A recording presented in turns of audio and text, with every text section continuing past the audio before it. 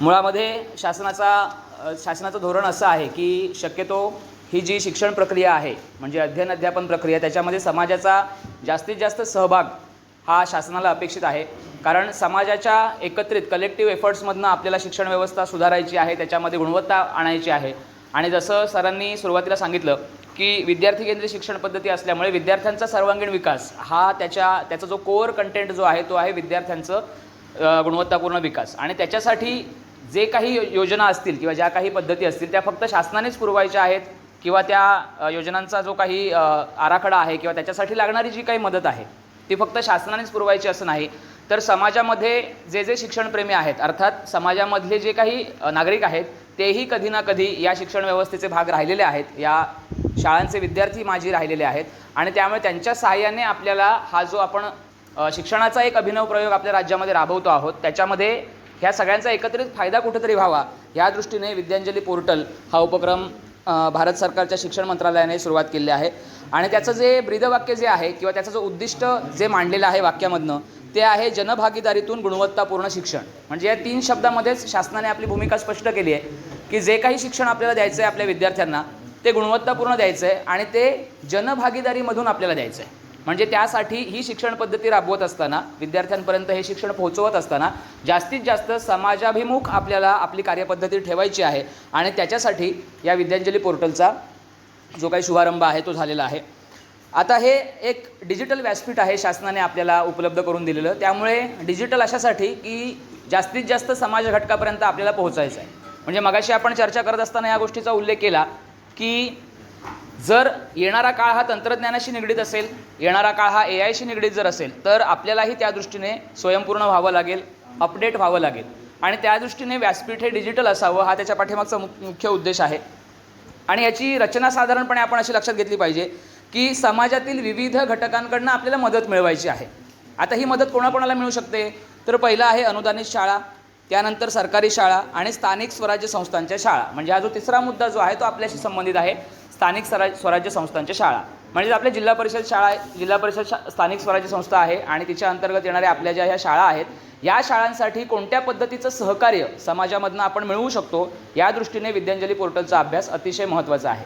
म्हणजे असं म्हणता येईल की जर आपण विद्यांजली पोर्टलबद्दल व्यवस्थित माहिती जर घेतली आणि त्याच्या सगळ्या ज्या काही छोट्या मोठ्या ज्या गोष्टी आहेत त्या बारकावे जे आहेत ते जर आपण समजून घेतले तर निश्चितपणे शाळेचं व्यवस्थापन चालवणं किंवा शाळेचं जे काही कार्यपद्धती आहे ती चालवणं आपल्याला अतिशय सोपं जाईल. आता ह्या विद्यांजलीची उद्दिष्ट काय काय आहेत तर पहिलं आहे समाजाचा शिक्षणात सहभाग वाढविणे. कारण समाजाला हे जाणीव झाली पाहिजे की सगळ्यात महत्त्वाचं जर काही आहे आपल्या विकासाच्या दृष्टीने तर ती आहे शिक्षण पद्धती, शिक्षण. कारण शिक्षणाचा प्रसार आणि प्रचार जोपर्यंत समाजाच्या तळागाळातल्या शेवटच्या घटकापर्यंत होत नाही तोपर्यंत शिक्षण पद्धती आपण जी राबवतोय ती खऱ्या अर्थाने 100% यशस्वी झाली असं म्हणता येणार नाही. आणि मग कुठेतरी जाऊन समाजाला असं वाटलं पाहिजे की अरे शिक्षण सरकार देतं आहे, म्हणजे सरकार शाळा चालवतं आहे, त्यासाठी शिक्षकांची नियुक्ती करतं आहे, वेगवेगळ्या योजना विद्यार्थ्यांसाठी राबवतं आहे, परंतु आमचे जे विद्यार्थी शाळांमध्ये शिक्षण घेत आहेत त्या विद्यार्थ्यांप्रती या संपूर्ण शिक्षण व्यवस्थेप्रती माझीही काहीतरी जबाबदारी आहे. आणि या जबाबदारीच्या जाणीवेतनं समाजातले असे काही दानशूर व्यक्ती असतात की ज्या शाळेला शिक्षण व्यवस्थेला मदत करण्यासाठी म्हणून पुढे येतात. अशा व्यक्तींसाठी विद्यांजली पोर्टल हे अतिशय प्रभावी माध्यम आहे. त्यानंतर पुढचा जो उद्दिष्ट जे पुढचं आहे शाळांच्या गरजा पूर्ण करण्यासाठी स्वयंसेवक जोडणे. आता शाळांच्या गरजा अनेक प्रकारच्या असतात. आता आपण जिल्हा परिषद शाळांमध्ये म्हणजे जेव्हा आपण संस्थांतर्गत शाळांमध्ये काम करतो तेव्हा फारसं आपल्याला तिथपर्यंत म्हणजे ज्या प्रशासकीय बाबी आहेत तिथपर्यंत शिक्षक म्हणून आपल्यापर्यंत त्या फारशा येत नाहीत. परंतु जेव्हा आपण जिल्हा परिषद शाळांमध्ये काम करतो तेव्हा शाळेचं व्यवस्थापनही आपल्याला पाहावं लागतं. शाळा व्यवस्थापन समितीच्या माध्यमातून माजी विद्यार्थी संघटनेच्या माध्यमातून आपण शाळेचं जे काही कामकाज आहे ते सुरळीतपणे पार कसं पडेल या दृष्टीने प्रयत्नशील असतो. आणि मग संपूर्ण वर्षभरामध्ये जून महिन्यामध्ये आपली शाळा सुरू होते आणि एप्रिलमध्ये आपलं वार्षिक शैक्षणिक वर्ष आपलं संपतं. या संपूर्ण 8-10 महिन्याच्या कालावधीमध्ये आपल्याला जाणवतं की शाळेच्या अनेक प्रकारच्या रिक्वायरमेंट्स आहेत. म्हणजे ती योजना राबवत असताना ते उपक्रम राबवत असताना आपल्याला त्यातल्या कमतरता जाणवतात. आणि मग आपल्या लक्षात येतं की ही माझी रिक्वायरमेंट आहे. मग ती भौतिक असेल, शैक्षणिकदृष्ट्या असेल किंवा प्रशासकीय लेवलवरची असेल, अनेक आपल्या मागण्या असतात किंवा शाळेच्या रिक्वायरमेंट्स असतात. त्या पूर्ण करण्यासाठी प्रत्येक वेळेला आपण काही सरकारकडे त्याची पाठपुरावा त्याचा करू शकत नाही. मग त्यावेळेला आपल्याला विद्यांजली पोर्टल मदतीला येतं की तुमची जी काही रिक्वायरमेंट आहे ती तुम्ही जर त्या पोर्टलवरती योग्य पद्धतीने त्यांच्या फॉर्मॅटमध्ये जर त्यांना भरून दिलीत तर निश्चितपणे त्याचा फीडबॅक आपल्याला किंवा त्याचा रिस्पॉन्स आपल्याला मिळतो आणि जी काही रिक्वायरमेंट आहे तिची फुलफिलमेंट होते. त्यानंतर माजी विद्यार्थ्यांना शाळेशी जोडणे. गेल्या वर्षी आपण पाहिलं होतं की आपली जी शाळेची माजी विद्यार्थी जी समिती आहे त्याबद्दल सतत पाठपुरावा वरिष्ठ स्तरावरनं होत होता की तुम्ही समिती स्थापन केली का, कोण त्याचे अध्यक्ष कोण आहेत, त्याचे सदस्य कोण आहेत वगैरे. आता ही जी माजी विद्यार्थी संघटना जी आहे ती अत्यंत प्रभावी पद्धतीने काम करू शकते, कारण माजी विद्यार्थ्यांमध्ये त्या शाळेमधनं शिकून बाहेर गेलेले आणि आपल्या आयुष्यामध्ये यशस्वी झालेली विद्यार्थी, ज्यांना शाळेविषयी आपुलकी आहे, शाळेविषयी आत्मीयता आहे, असे विद्यार्थी शाळेशी जोडले जातात थेट पद्धतीने. आणि आता याचा फायदा काय होतो तर हे जे विद्यार्थी आहेत ते विविध क्षेत्रामध्ये आपापलं जीवन व्यतीत करत असतात. कोणी डॉक्टर असतो, कोणी वकील असतो, कोणी इंजिनियर असतो, कोणी राजकारणामध्ये असतो, कोणी सैन्यामध्ये असतो, डिफेन्स सेक्टरमध्ये असतो. तर या क्षेत्रामध्ये जाऊन आपल्या कार्याचा ठसा उमटवणारी मंडळी शाळेला त्यांच्या क्षेत्रातनं कोणत्या पद्धतीने पाठिंबा मिळू शकतो किंवा मदत मिळू शकते या दृष्टीने प्रयत्न करू शकतात.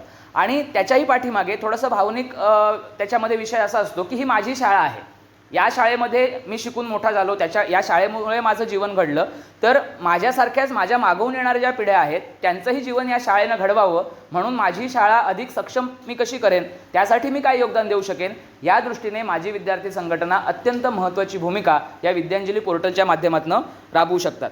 त्यानंतर CSR निधीचा प्रभावी वापर. आता आपण CSR फंड असं बरेच वेळेला हा शब्द ऐकतो. तर CSR फंड म्हणजे नक्की कुठला फंड, तर त्याचा अर्थ आहे कॉर्पोरेट सोशल रिस्पॉन्सिबिलिटीज. ज्या कॉर्पोरेट कंपन्याज आहेत, मोठमोठ्या कंपन्या आहेत, ज्यांचा आर्थिक जो व्यवहार आहे, उलाढाल जी आहे ती लाखो करोडोंमध्ये आहे, अशा ज्या मोठ्या नामांकित कंपन्या आहेत त्या आपल्या उत्पन्नाचा काही एक ठराविक भाग समाजोपयोगी कार्यासाठी खर्च करतात. त्याला CSR फंड असं म्हटलेलं आहे.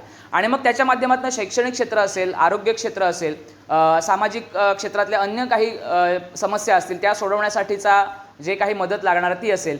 तर जेव्हा आपण विद्यांजली पोर्टलवरती आपल्या शाळेची नोंदणी, आपल्या गरजा मांडतो त्यावेळेला ती थेट मागणी त्या CSR फंडशी संबंधित असलेल्या कंपनीपर्यंत पोहोचते आणि मग त्या कंपनीच्या माध्यमातून आपल्या ज्या काही गरजा किंवा रिक्वायरमेंट्स आहेत त्या पूर्ण करण्यासंबंधी त्या ठिकाणी कार्यवाही पूर्ण केली जाते. उदाहरणार्थ शाळेला वॉटर प्युरिफायर असेल, शाळेला समजा बेंचेस आवश्यक असतील, शाळेमध्ये समजा अग्निशमन यंत्र आवश्यक असेल, अशा एक ना अनेक ज्या काही भौतिक सुविधा आहेत त्या पूर्ण करण्यासाठी CSR फंडाच्या माध्यमातून अतिशय अत्याधुनिक अशा प्रकारची उपकरणं तुम्हाला त्या ठिकाणी मिळू शकतात. फक्त एकच गोष्ट त्याच्यामध्ये असते की याच्यामध्ये कोणत्याही प्रकारची आर्थिक देवघेव होत नाही. म्हणजे तुम्हाला रिक्वायरमेंट आहे 2,500 रुपयाचा एक समजा काहीतरी वस्तू तुम्हाला हवी आहे, तर ती कंपनी तुमच्या अकाउंटला 2,500 रुपये पाठवेल आणि तुम्ही वस्तू घ्या असं होत नाही.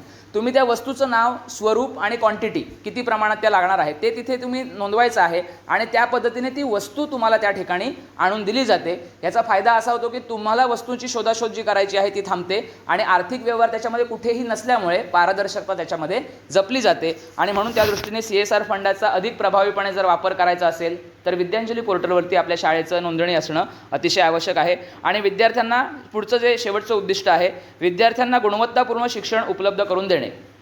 आता गुणवत्तापूर्ण शिक्षण आपण देत नसतो का, तर आपण जे काही शिक्षण विद्यार्थ्यांना आपल्या देतो ते गुणवत्तापूर्णच आहे, पण त्याच्या जोडीला जेव्हा तुम्हाला इतर संसाधनं मदतीला येतात, इतर रिसोर्सेस तुम्हाला मदतीला येतात, त्यावेळेला तुम्ही जे शिक्षण विद्यार्थ्यांना आपल्या देता आहात ते अधिक प्रभावी ठरतं. म्हणजे शिक्षणाची जी अनुभूती त्यांना जी मिळायला हवी आहे ती अतिशय चांगल्या प्रकारे ती मिळू शकते. उदाहरणार्थ समजा मला नकाशा शिकवायचा आहे, माझी खेड्यामध्ये कुठेतरी दुर्गम भागामध्ये शाळा आहे आणि तिथे शैक्षणिक साहित्य फार मला उपलब्ध नाही आहे, मला म्हणजे काय नकाशा हवा आहे किंवा ग्लोब हवा आहे आणि तो प्रत्यक्षात तो मिळवणं सोपं नाही आहे माझ्यासाठी, कारण अनेक अडचणी त्याच्यामध्ये आहेत. मग त्यावेळेला जर विद्यांजली पोर्टलच्या माध्यमातून जर मला एखादा ग्लोब मिळाला, भूगोल मी तसाही पुस्तकाच्या सहाय्याने विद्यार्थ्यांना शिकवणार आहे, माझ्या ज्ञानाच्या सहाय्याने मी शिकवणार आहे, पण जेव्हा ती वस्तू माझ्यासमोर असेल, जेव्हा तो नकाशा माझ्यासमोर असेल, तेव्हा विद्यार्थी अधिक चांगल्या पद्धतीने गुणवत्तापूर्ण शिक्षण प्राप्त करून घेऊ शकतात. हा विद्यांजली पोर्टलचा प्रमुख हेतू आहे की या मदतीच्या माध्यमातून, या सहकार्याच्या माध्यमातून विद्यार्थ्यांना त्या ठिकाणी अतिशय गुणवत्तापूर्ण असं शिक्षण मिळू शकतं. आता याच्यामध्ये कोण कोण सहभागी होऊ शकतात, तर कोणीही. 3च अक्षरामध्ये त्याचं उत्तर आहे, कोणीही. ज्याला शिक्षणाविषयी प्रेम आहे, ज्याला आपली भावी पिढी चांगलं शिक्षण घेऊन घडावी अशी इच्छा आहे, अशी समाजातली कुठलीही व्यक्ती या विद्यांजली पोर्टलच्या मदतीनं आपल्याला सहाय्य करू शकते. पण त्यातही जर आपण लक्ष केंद्रित केलं तर ते आहे स्वयंसेवी संस्था, CSR अंतर्गतच्या कंपन्या, मगाशी आपण पाहिलं. त्यानंतर शेवटचं आहे ते म्हणजे कोणीही इच्छुक व्यक्ती. म्हणजे स्वयंसेवी संस्थासुद्धा अनेक प्रकारे आपल्याला मदत करतात की ज्या तुमच्या रिक्वायरमेंट्स आहेत. उदाहरणार्थ शाळेला संगणक हवा आहे किंवा प्रिंटर हवा आहे, शाळेला इंटरनेट जोडणी हवी आहे, अशा प्रकारच्या ज्या काही रिक्वायरमेंट्स आहेत त्या या स्वयंसेवी संस्था त्यांच्या माध्यमातून आपल्याला सहाय्य करू शकतात, जर आपण विद्यांजली पोर्टलवरती त्या पद्धतीची रिक्वायरमेंट जर अपलोड केली तर. आता शाळा कोणत्या प्रकारची मदत मागू शकते विद्यांजली पोर्टलवरती, त्याचेही त्यांनी काही भाग दिलेत. पहिला आहे शैक्षणिक मागण्या, दुसरा आहे भौतिक गरजा, तिसरा आहे पर्यावरण आणि चौथा आहे कौशल्य. शैक्षणिक मागण्यांमध्ये तुम्ही पुस्तकांची मागणी करू शकता, शैक्षणिक साहित्याची मागणी करू शकता, ज्या साहित्याच्या मदतीने तुम्ही विद्यार्थ्यांना गुणवत्तापूर्ण शिक्षण देऊ शकता असं कोणतंही साहित्य तुम्ही त्या ठिकाणी मागणी त्याची करू शकता. भौतिक सुविधामध्ये जसं आपण मगाशी म्हटलं वॉटर प्युरिफायर आहे, समजा तुम्हाला एखाद्या तुमच्या खोलीमध्ये समजा पंख्याची व्यवस्था नाही आहे, ती तुम्ही पंख्याची व्यवस्था, किंवा तुम्हाला बेंचेस हव्या असतील तर बेंचेसची मागणी, तुम्हाला एखादं कपाट हवं असेल तुमच्या वस्तू ठेवण्यासाठी तर त्या पद्धतीचं. अशा प्रकारे भौतिक सुविधा ज्या काही आपल्या शाळेमध्ये आपल्याला अत्यावश्यक असतात अशा सुविधांची मागणी तुम्ही त्या ठिकाणी नोंदवू शकता. पर्यावरण विषयक, आता पर्यावरण हा अतिशय गंभीर मुद्दा आहे, होत चाललेला आहे. जागतिक तापमानवाढ असेल, वातावरण बदल असतील, आता आपण पाहतो की आपला पावसाळा लांबला होता, तर या दृष्टीने पर्यावरण हा येणाऱ्या काळांमध्ये अतिशय महत्त्वाचा आणि गरजेचा मुद्दा होऊन जाणार आहे. तर त्याच्यासाठी तुम्ही वृक्षाच्या रोपट्यांची मागणी शाळेच्या तर्फे करू शकता, किंवा अन्य तुमच्या शाळेच्या आवारामध्ये जे काही पर्यावरणाशी निगडीत जे काही घटक आहेत त्यांच्या संवर्धन आणि संरक्षणासाठी जर काही तरतूद करता आली तर त्या दृष्टीने तुम्ही मागणी या विद्यांजली पोर्टलवरती नोंदवू शकता. आणि शेवटचं आहे ते म्हणजे कौशल्य. आता कौशल्याचा का त्यांनी याच्यामध्ये अंतर्भाव केला आहे, तर साधारणपणे जे आपल्या शाळांमधनं शिक्षण मिळतं ते पुस्तकी शिक्षणाच्या पलीकडे काहीतरी आपल्याकडे असायला पाहिजे. कारण साधारणपणे जर तुम्ही सांख्यिकी जर पाहिलात तर दरवर्षी 10वी 12वीला बोर्डाच्या परीक्षांमध्ये 15 लाख मुलं, 16 लाख मुलं, इतक्या मोठ्या प्रमाणावरती मुलं परीक्षेसाठी प्रविष्ट होत असतात. मग या सगळ्या मुलांमधनं आपली ही मुलं तशी जर बाहेर पडली तर समाजामध्ये त्याला मागणी नाही आहे. इथून पुढचं जे शिक्षण आहे ते असं शिक्षण या मुलांना उभं करू शकेल जे समाज ही एक बाजारपेठ जर म्हटली तर त्या बाजारपेठेची मागणीची पूर्तता जो विद्यार्थी करू शकेल तोच इथून पुढच्या स्पर्धेमध्ये टिकू शकेल. आणि ते जर कौशल्य त्याच्यामध्ये आत्मसात करायचं असेल किंवा ते जे स्किल त्याच्यामध्ये सॉफ्ट स्किल असेल किंवा अन्य प्रकारचे स्किल्स असतील ती जर त्यांना स्वतःमध्ये आणायची असतील तर त्याच्यासाठी कौशल्य विकास हा एक संपूर्ण स्वतंत्र असा विषय शाळांमधनं राबवणं, आणि तोही फक्त दाखवण्यासाठी किंवा वह्यांमध्ये अहवालांमध्ये लिहिण्यासाठी नव्हे तर प्रत्यक्ष त्या विद्यार्थ्यांना खरोखरच त्याच्यामध्ये कौशल्यवृद्धी होईल या दृष्टीने प्रयत्न करण्यासाठी. मग त्याच्यामध्ये तुम्ही चित्रकलेसाठीची मागणी काही असेल, संगीत क्षेत्र आहे, योग क्षेत्र आहे, आपण परवा जागतिक योग दिन साजरा केला, हस्तकला आहे, रोबोटिक्स आहे, कोडिंग आहे, म्हणजे येणाऱ्या काळामध्ये जी आव्हानं आपल्यासमोर असणार आहेत त्या आव्हानांचा पाया, त्या आव्हानांना तोंड देण्यासाठीचा पाया निर्माण करण्यासाठीची जी कौशल्य आवश्यक आहेत त्या कौशल्यासाठीची मागणी आपण विद्यांजली पोर्टलवरती नोंदवू शकतो. आता शाळेचा फायदा काय आहे याच्यामध्ये, तर पहिला आहे अतिरिक्त आर्थिक भार नाही. म्हणजे शाळांसाठी जी काही आर्थिक तरतूद शासनाकडनं केली जाते त्या तरतुदीच्या त्या चौकटीमध्येच अनेक गोष्टी आपल्याला बऱ्याच वेळेला त्याच्या बाहेर जर आपला खर्च केला किंवा त्याच्या बाहेर जर काही रिक्वायरमेंट्स असतील तर त्याच्यासाठी कशी जुळवाजुळव करावी हा एक फार मोठा प्रश्न आपल्यासमोर शाळा चालवताना येत असतो. मग तो जो जादाचा आर्थिक भार शाळेवरती आहे तो कुठेतरी हलका होतो. त्याच्यानंतर समाजाशी संबंध मजबूत होतात. जेव्हा समाजाला समजतं की शाळा आपल्याकडे अप्रोच होते, आपल्या रिक्वायरमेंटसाठी आपल्याकडे मदत मागते, तेव्हा शाळेविषयी आपसुकच समाजातल्या विविध घटकांमध्ये सहानुभूती निर्माण होते आणि मग शाळा आणि समाज यांचा जो परस्पर सहसंबंध आहे तो अधिक दृढ होतो. आणि म्हणून विद्यांजली पोर्टलच्या माध्यमातून आपण समाजाशी अधिक चांगल्या पद्धतीने कनेक्ट होऊ शकतो. त्यानंतर विद्यार्थ्यांना दर्जेदार सुविधा मिळतात. जसं आपण मगाशी बघितलं की वॉटर प्युरिफायर माझ्या शाळेमध्ये ग्रामपंचायतीच्या माध्यमातून मला बोरिंग पाडून मिळालेली आहे, त्याच्यामध्ये पंपही बसवून मिळालेला आहे. पण त्या बोरिंगमधनं येणारं जर पाणी त्याच्या जोडीला जर ते मी वॉटर प्युरिफायरमधनं जर सर्क्युलेट करून मुलांपर्यंत पोहोचवू शकलो तर अधिक स्वच्छ आणि सुरक्षित पाणी मी माझ्या विद्यार्थ्यांना देऊ शकतो. आणि ही वॉटर प्युरिफायरची रिक्वायरमेंट मला विद्यांजली पोर्टलच्या माध्यमातून फुलफिल करता येऊ शकते. म्हणजेच विद्यार्थ्यांना ज्या काही सोयीसुविधा मग त्या भौतिक असतील किंवा शैक्षणिक असतील त्या गुणवत्तापूर्ण देण्यासाठी निश्चितपणे विद्यांजली पोर्टल मला सहाय्यभूत ठरू शकतं. त्यानंतर माजी विद्यार्थी पुन्हा शाळेशी जोडले जातात.